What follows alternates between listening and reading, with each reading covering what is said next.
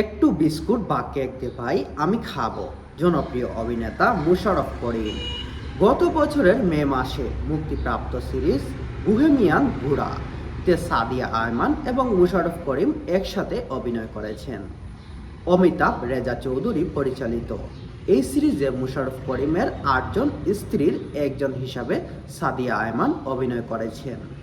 সেই বুহেমিয়ান ঘোড়া বা অন্য কোনো সিরিজে অভিনয়ের সময়ে টানা কাজে ব্যস্ত থাকায় খেতে পারেননি মোশাররফ করিম, যে কারণে সাদিয়া আরমানের কাছে এসে খাবার খেতে চান অভিনেতা।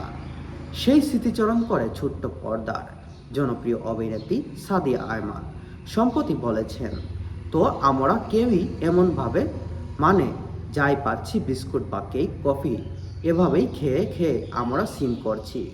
তো একটা সময় মোশাররফ করিম ভাই হয়তোবা অনেকক্ষণ না খেয়েছিল, না খেয়ে বলতে হয়তোবা সিনের মধ্যে ছিল। তো তো সে এসেই বলল যে আমাকে একটু বিস্কুট দে ভাই, আমি তো রোজা রাখিনি, আমার ক্ষুধা লেগেছে। অভিনেত্রী আরও বলেন, একজন মানবিক মানুষ, নিজেকে মানবিক মানুষ বলতেই পছন্দ করি। আমার মনে হয় আমি আমার আম্মুর মতোই হয়েছি। আমার চেহারা আমার আম্মুর মতোই। যদিও কেউ মনে করে যে আমাকে আম্মুকে কেউ কখনো দেখেনি, কেমন হবে? ধরেন আমি একটু